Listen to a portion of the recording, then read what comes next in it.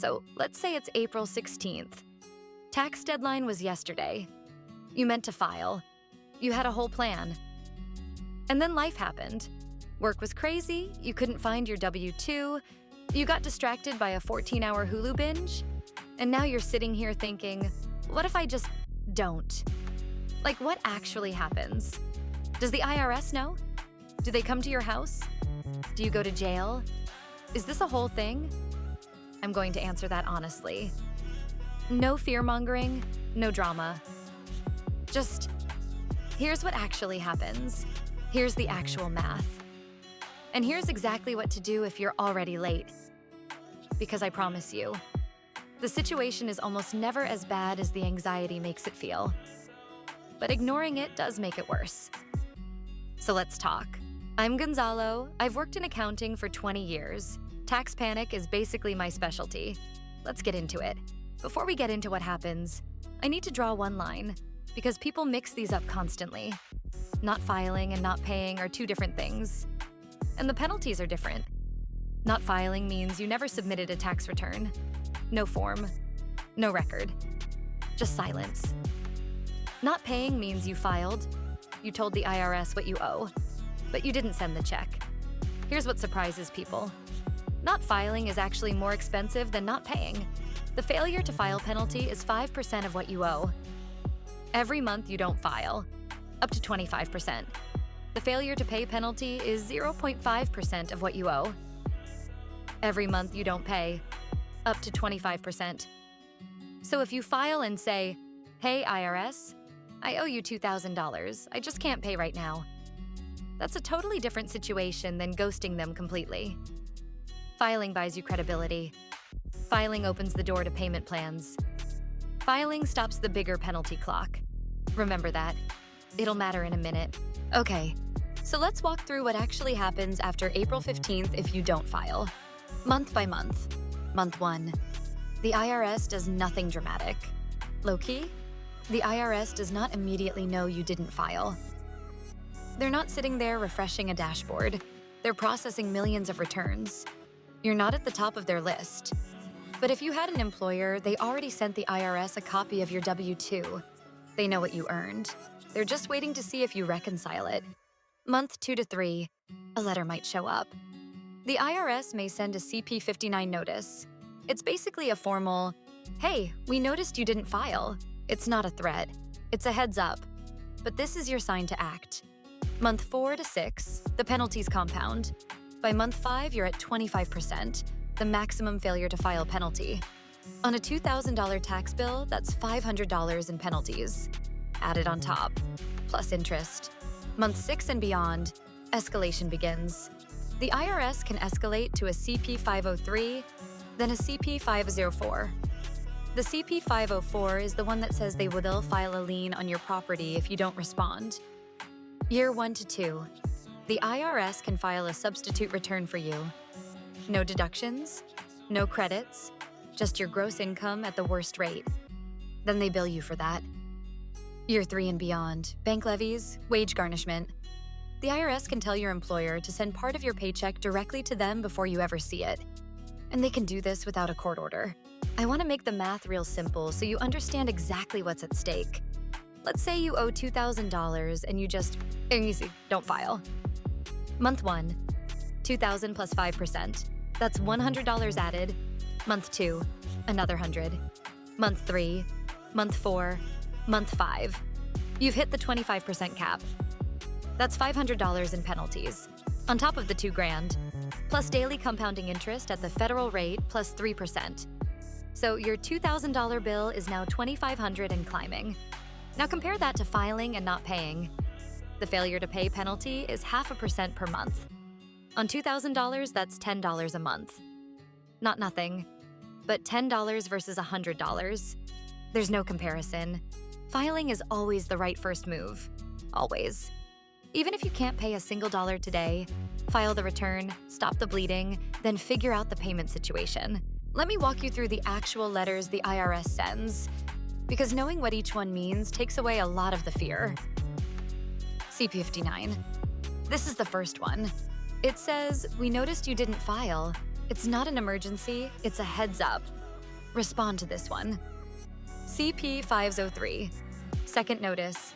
They're escalating internally. Still a letter, still manageable, but the window is closing. CP 504. This is the one people dread. It says they will file a lien on your property if you don't respond. Not that they might, that they will. A lien means they have a legal claim on your assets, your car, your home, your credit. Substitute for return. If you still don't file, the IRS files a return for you, in the least favorable way possible. No deductions, no credits, just gross income. Then they send you a bill for that amount plus penalties plus interest. And after that, bank levies and wage garnishment. They can pull money directly from your account or have your employer redirect part of your paycheck to them. No court order needed. This is the nuclear option. And it's totally avoidable if you respond to any letter along the way. Here's the best news in this whole video. If April 15th is coming and you're just not ready, you can file Form 4868. It's a tax extension request. It takes about 5 minutes. You can do it online, for free, through the IRS website. And it moves your filing deadline from April 15th to October 15th. 6 more months. Now, here's the catch that people miss. An extension to file is not an extension to pay. If you owe money, you're still supposed to estimate and pay by April 15th. If you don't, the failure to pay penalty starts ticking, even if you have the extension filed. But here's the real talk.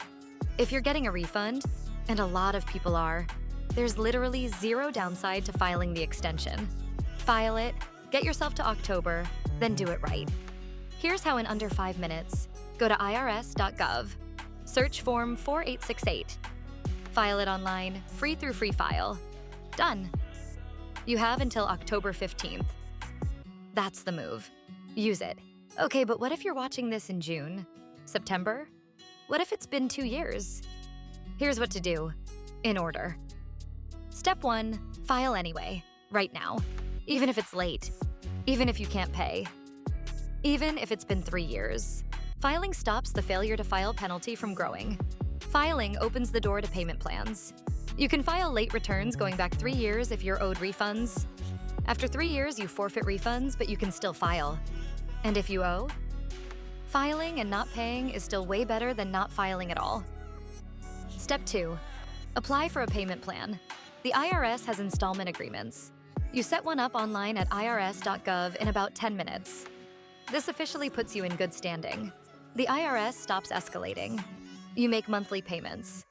Not fun, but manageable. Step 3, ask about first-time penalty abatement. If this is your first time being late in a few years, the IRS has a program where you can literally call and ask them to remove or reduce the penalties. It works more often than people realize. The worst they can say is no. Step 4, don't ignore IRS letters. Every letter has a response deadline. If you miss it, your options narrow. If you respond, even just to say you need more time, you stay in the conversation, open them, all of them. One more thing, because I know some of you are thinking it. Can you go to jail for not filing taxes? Technically, yes, tax evasion is a federal crime. But real talk, the IRS does not prosecute people who forgot to file or fell behind. They pursue people who actively hid income, committed fraud, or defied the system while making millions. The people who go to jail, they're Al Capone. They're celebrity cases you read about. They're people who had very intentional, sophisticated schemes. The person who got overwhelmed and didn't file for 2 years? The IRS wants their money, not a criminal case. They will work with you.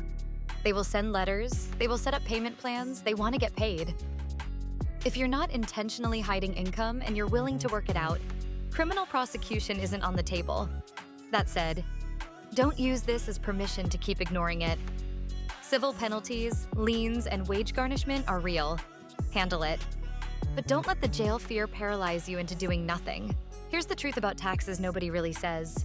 The IRS is a bureaucracy. They're slow, they send letters. They'd rather set up a payment plan with you than go through a whole legal process. If you're behind, you can fix it. It's embarrassing, it's stressful, but it is absolutely fixable. Here's your action list. 1. File your extension today if the deadline is coming. Form 4868. 5 minutes, irs.gov. Free. 2. If you're already late, file anyway, even today, even for last year. 3. If you owe and can't pay, set up a payment plan at irs.gov. It's easier than you think. 4. Open your IRS letters, every single one. Tax stress is real, but tax ignorance is more expensive. If this helped, drop a comment. Tell me if you've ever been late on taxes. No judgment, I've seen it all. Subscribe for more of this. Plain English personal finance, no jargon, no judgment. Next video, I'm breaking down something that's going to make you rethink what you spend on subscriptions every month. You're not going to want to miss it.